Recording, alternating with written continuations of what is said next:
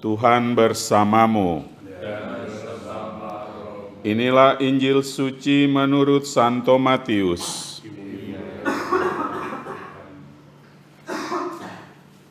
Pada suatu hari, Yesus naik ke dalam perahu dan murid-muridnya mengikuti dia.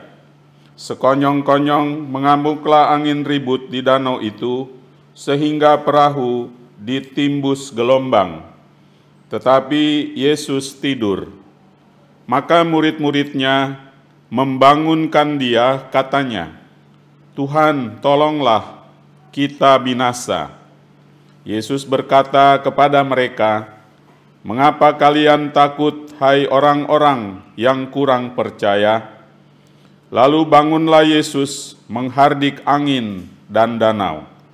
Maka danau menjadi teduh sekali.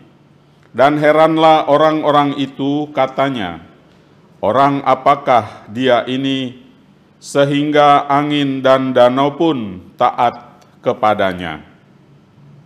Demikianlah sabda Tuhan.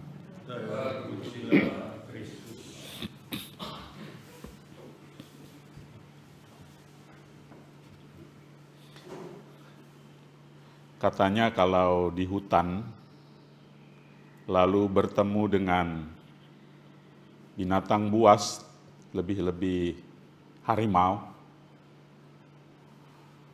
kita mencoba mencari sesuatu yang lebih besar dari kita, kemudian menyamarkan diri pada sesuatu yang besar itu. Misalnya ada pohon yang besar, lalu kita bersatu dengan pohon itu dan pura-pura lah pokoknya menggerak-gerakkan badan, tetapi mengandalkan kebesaran pohon itu untuk menakut-nakuti harimau, begitu. Dan katanya itu umumnya berhasil. Dalam sebuah podcast di YouTube itu ada seorang anak muda yang keluarganya berkarya menjadi pelindung hutan di Kalimantan. Dan anak ini men-sharingkan itu kepada pembawa acara. Dan pembawa acara itu terheran-heran. Dan anak ini ya usia SMA lah. Dia biasa melanglang buana di hutan itu bersama dengan bapaknya. Kadang-kadang dia pergi sendiri bersama, dia memelihara seekor anjing. Kadang-kadang dia ajak juga adiknya untuk camping di hutan.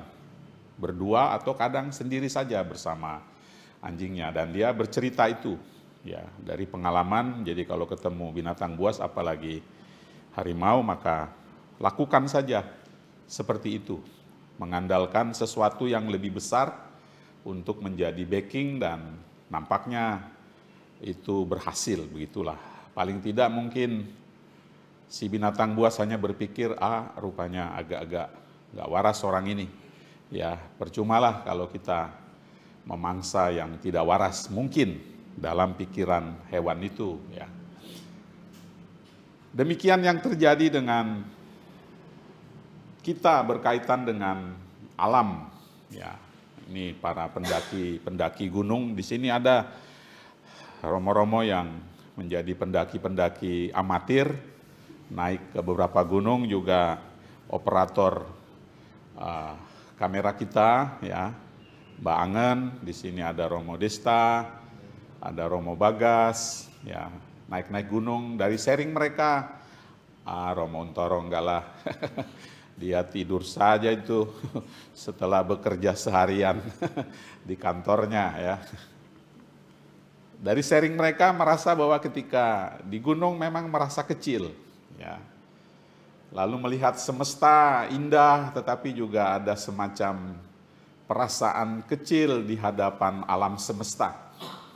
Dan itu juga yang lalu dialami oleh para murid di danau, di perahu.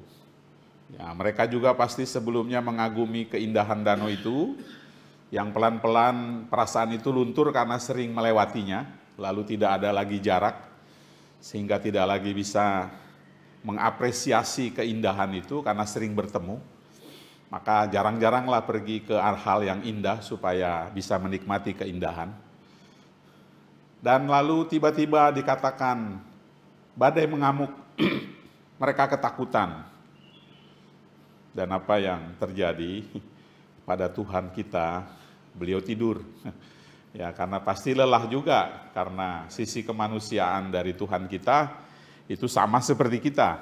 Ya, daging dan tulang dan darah, capek juga, lelah. Ya, ini kesempatan untuk tidur. Dan mereka membangunkan, karena memang mereka dalam suasana takut terhadap kebesaran alam semesta, perlu ada backing. Di situ nggak ada pohon, ya, yang ada cuma air dan datar saja situasi. Dan mereka mengharapkan bahwa Yesus itu berkarya. Mereka masih antara tidak atau percaya bahwa ini sesuatu dalam diri Tuhan. Ya, tapi masih meraba-raba. Namun mereka berharap bisa mengandalkan. Dan memang terjadi. Tuhan bangun lalu ya pasti juga agak-agak jengkel ya, karena orang-orang ini udah agak lama ngikutin dia tapi nggak percaya. Maka dibilang, mengapa kalian takut hai orang-orang yang kurang percaya? Setelah itu lalu Yesus menghardik angin badai dan lalu semua terjadi seperti yang diceritakan. Teduh sekali, badai pun luluh, topan menghilang, dan laut serta alam sekitar menjadi kalem lagi. Lalu mereka cuma bisa heran dan bertanya, orang apakah ini? Sehingga angin dan danau pun taat kepadanya. Mendengar kisah ini bagi kita sekarang, karena sering mendengar ya, lalu juga menjadi biasa saja. Tidak ada lagi rasa keterpesonaan, apalagi mau terpaut, lalu mau tercebur dan terlibat. Sampai mungkin nanti kita sendiri mengalami hal-hal seperti itu di dalam hidup. Ada kedahsyatan dunia ini yang menimpa kita, yang kita sendiri secara pribadi ataupun bersama dengan keluarga inti maupun keluarga besar tidak lagi mampu mengatasi. Baru waktu itu kita mencari Tuhan. Kita lari kepadanya, kita memohonnya. Kadang-kadang sudah terlambat, ya, tapi kadang-kadang juga belum. Dan lalu terciptalah hal-hal yang meneduhkan, yang membantu kita keluar dari persoalan berat dan rumit itu. Lalu dengan mudah kita mengatakan, ini mujizat, begitulah. Padahal nggak usah nunggu sampai saat-saat terakhir. Setiap hari harusnya kita mengandalkan Tuhan. Hanya percaya kepadanya, menaruh harapan hanya kepadanya. Sehingga ketika kerikil-kerikil dilalui, kadang kita terantuk, kita tidak mudah jatuh. Dan ketika bertemu batu-batu besar yang menghalangi, kita pun tidak panik. Karena kita tahu Tuhan yang sama, yang sangat mencintai kita itu, yang telah memanggil kita untuk mengikutinya, pasti dengan setia menjaga, menolong, membebaskan kita. Dan kita dengan itu pun mampu menolong yang lain, keluar dari diri kita, mengajak yang lain juga untuk percaya bahwa di dunia ini selalu akan ada harapan, karena Tuhan pernah menjadi seorang seperti kita di dalam diri putranya Yesus, yang tahu keluh kesah, jatuh bangun hidup, penderitaan kita sebagai manusia, dan kita diselamatkan. Hiduplah Tuhan kita, Yesus Kristus. Amin.